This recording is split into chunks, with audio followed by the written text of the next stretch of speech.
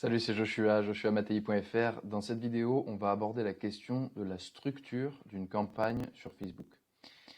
Non seulement d'une campagne, mais de comment structurer ses campagnes dans son gestionnaire de publicité. Donc pour un business en particulier, on va voir combien de campagnes il faut que vous ayez, comment structurer cette campagne au niveau de la campagne, des ensembles de pubs et des publicités elles-mêmes. C'est une question qui est fondamentale et qui va vous permettre de réunir un peu tout ce que vous savez sur la publicité sur Facebook et sur Instagram dans une structure bien donnée. C'est comme avoir une carte sur laquelle va pouvoir reposer tous vos acquis en publicité Facebook et Instagram. Parce que finalement, tout ce que vous savez doit s'incarner dans du réel et dans des vraies campagnes. Et de vraies campagnes ont une vraie structure que là, on va pouvoir analyser ensemble. Donc on va rentrer sans plus tarder dans le vif du sujet avec la première campagne de prospection. Donc un point à noter, c'est que fondamentalement, théoriquement parlant, un business va avoir deux campagnes. Ce n'est pas une règle absolue. Il peut y en avoir jusqu'à, mettons, 3, 4. Mais un business, fondamentalement, va avoir deux campagnes qui auront deux buts, deux objectifs bien spécifiques et différents. La première campagne, c'est une campagne de prospection. Donc là, je vous ai mis sur la gauche les différents éléments que l'on peut traiter au niveau de la campagne. Donc déjà, on peut donner à Facebook notre objectif de campagne. On peut dire mon objectif ici, c'est de générer des leads. Mon objectif, c'est de faire des conversions. Mon objectif, c'est de générer du trafic. Parenthèse, ne faites jamais ce type de campagne, etc., etc. Donc on va pouvoir dire ici à Facebook ce que l'on cherche à obtenir. Les trois quarts du temps, on va avoir soit une campagne lead ads, par exemple, donc une campagne de génération de prospects, ou alors une campagne de conversion, quand c'est du e-commerce. Ou du e-commerce, ou peu importe, du service, peu importe. Ensuite, on va avoir une limite de dépenses qu'on peut mettre au niveau de la campagne. On peut dire, je ne veux pas que cette campagne dépense plus de 5, 10 000, 20 000 euros. Et on va aussi mettre, on va activer ce qu'on appelle le CBO ou Campaign Budget Optimization. En français, l'optimisation du budget de la campagne. Et ça, c'est un sujet dans lequel je rentrerai plus en détail dans une autre vidéo. Mais grosso modo, ce que ça veut dire, c'est qu'au lieu de gérer votre budget au niveau des ensembles de publicité, vous laissez l'algorithme allouer le budget à travers les ensembles de publicité automatiquement selon ce qui lui paraît idéal. Et cette option, vous l'activez au niveau de la campagne. Et vous allez aussi ici pouvoir installer un budget donné. Vous allez pouvoir soit choisir un budget quotidien, soit un budget global. Je vous conseille un budget quotidien. Et c'est au niveau de la campagne que vous allez le gérer. Ensuite, on va avoir sous la campagne, une fois que ça c'est fait, on va pouvoir traiter les ensembles de publicité.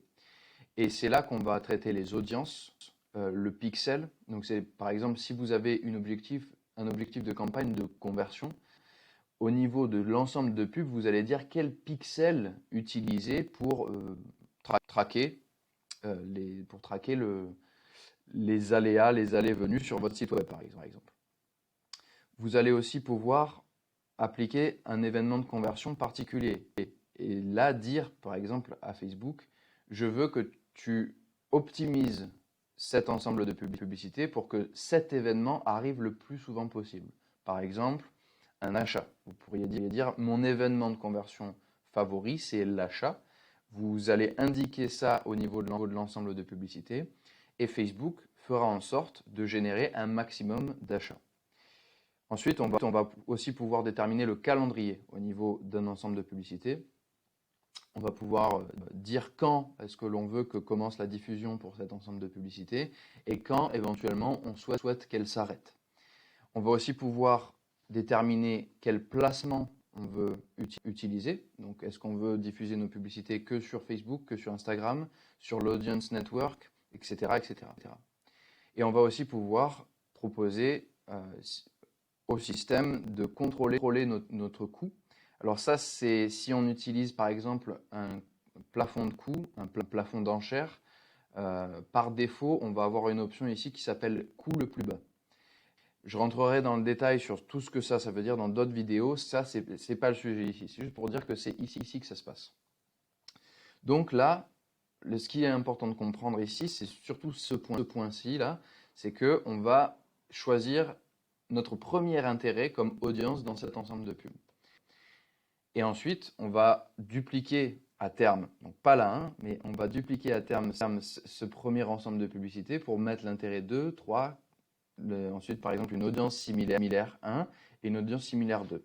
Par rapport aux vidéos qui ont été faites sur les audiences principales, donc qui composent les audiences d'intérêt, on va dire, et les audiences similaires, il faut juste se rappeler d'une chose, c'est que le volume d'une audience à l'autre doit être à peu près similaire. Donc, par exemple, si vous avez une estimation de volume ici de 500 000, ce serait bien qu'ici vous soyez entre 450 et 550 000, et ainsi de suite. Voilà. Donc ensuite, une fois qu'on a géré toute cette partie de l'ensemble de publicité, qu'on a créé et géré chacune de ces différentes étapes dans l'ordre, on va avoir l'étape de la publicité. Donc on va pouvoir créer une publicité avec, où on va déjà dire quelle est la page qui va apparaître quand la publicité sera diffusée, la page au nom de laquelle est diffusée la publicité. Et on va pouvoir mettre nos visuels, nos textes, et aussi gérer le suivi.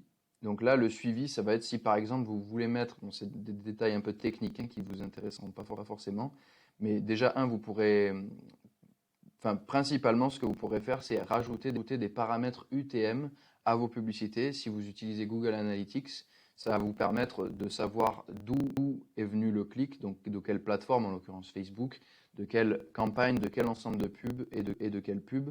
Et ça va vous permettre à terme d'avoir un tracking qui est suffisamment précis et qui permet d'être mis en relief et d'être comparé à d'autres sources de trafic comme les publicités sur Google par exemple, le SEO, etc. Donc voilà, parenthèse fermée, c'est pas important.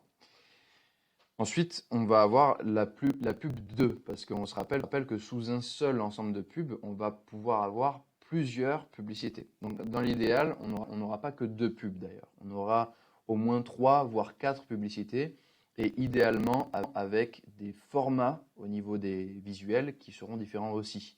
La pub 1, ce sera une image statique. La pub 2, ce sera une vidéo. La pub 3 pourra être un carrousel, ainsi de suite. Voilà. Et ensuite, on va tout simplement dupliquer cet ensemble de pubs et les 2 autres pubs en dessous. Donc là, petit petit conseil, petite astuce sur la façon de faire votre campagne en gagnant un maximum de temps possible, c'est vous créez la campagne, vous créez un seul ensemble de publicités. Sous cet ensemble de publicités, vous créez toutes vos pubs, d'accord ? Et une fois que ça c'est fait, vous allez très simplement dupliquer votre premier intérêt et créer là, en l'occurrence, 4 copies, d'accord ?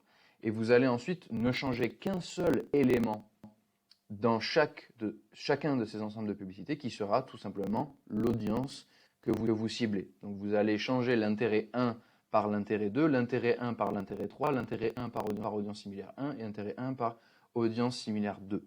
Voilà. Et les publicités ici, notez bien une chose, c'est qu'elles sont les mêmes, exactement les mêmes, d'un ensemble de publicités à l'autre. Voilà. Donc vous n'avez pas à réitérer le travail sous un autre intérêt, vous faites la même chose et vous dupliquez.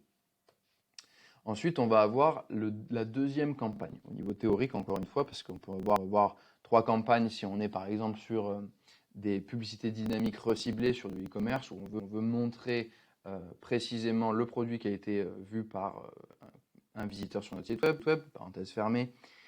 Notre campagne de retargeting ou de reciblage donc fonctionne exactement de la même façon. Et ici, on remarque que la différence principale, c'est qu'on va cibler des audiences personnalisées. Donc on va ici par exemple recibler le trafic web. On va recibler la liste de clients. On va recibler les interactions Facebook, les interactions Insta et les vues de vidéos. Ça, c'est des exemples. Mais voilà, là, on ne va pas cibler des audiences similaires ou des audiences d'intérêt. Voilà, ce n'est pas des gens qui ne nous connaissent pas. On va montrer nos publicités à des personnes qui ont interagi avec notre site web ou avec notre entreprise, peu importe la forme que ça prend, que ce soit une liste de clients ou des interactions sur la page Facebook et Instagram ou des vues de vidéos. Ça, ce sont toutes vos options. Pourquoi est-ce qu'on fait une campagne à part? Toujours pour la même raison, celle du volume. C'est-à-dire que ici, vous allez avoir des audiences probablement plus comprises entre 100 et 5000 en volume, et c'est très loin des 500 000 ou 1 million ou 2 millions qu'on va pouvoir avoir dans une campagne de prospection. C'est pour ça qu'on isole ici cette campagne et qu'on la fait à part. Et ici, vous allez noter une autre différence, qui est qu'on n'a plus les pubs 1 et 2. On a les pubs 3 et 4. Donc qu'est-ce que ça veut dire théoriquement parlant? Qu'est-ce que je voulais dire en modifiant juste le nombre? C'est qu'ici, on n'a pas la même pub qu'on avait dans une campagne de prospection. Dans cette publicité, on va modifier en priorité le texte et éventuellement les visuels aussi. Donc vous pourriez avoir des visuels, donc des images ou des vidéos qui sont particulièrement à l'intention d'une audience plus tiède ou chaude, où vous allez mettre en avant des éléments différents de votre entreprise. Vous n'allez pas la présenter de façon générique, vous allez là pouvoir rentrer dans des détails bien spécifiques, peut-être des objections dont vous savez que vos clients habituels peuvent avoir, que vous savez que vos clients habituels peuvent avoir. On va pouvoir avoir aussi des nouveaux textes. Pareil, dans les textes, on va traiter des objections particulières. Dans les titres, on va peut-être mettre plus l'accent cette fois-ci sur des éléments d'urgence, des limites de temps, des limites de volume, etc. etc. Et il y a un élément qu'il faudrait peut-être changer aussi. Ici, c'est qu'on pourrait dire que 3 et 4, ça correspondrait bien ici sur toutes ces audiences. Voire, ça dépend. En fait, là, on pourrait personnaliser les publicités en fonction de l'audience qu'on vise. Donc, par exemple, là, sous trafic web, on pourrait avoir on pourrait diviser d'ailleurs cette audience en deux. On pourrait avoir le trafic web général et par exemple, si vous êtes un e-commerce, tout ce qu'il y a après l'ajout au panier. Donc, ajout au panier et paiement initié. Donc, par exemple, vous pourriez avoir un certain type de pub pour les gens qui sont juste venus sur votre site, mais qui ne sont pas allés jusqu'à l'ajout au panier, et au paiement initié et à l'achat. Et un autre ensemble de pubs où là, vous visez des gens qui ont ajouté au panier, qui ont commencé le paiement, mais qui n'ont pas acheté, évidemment.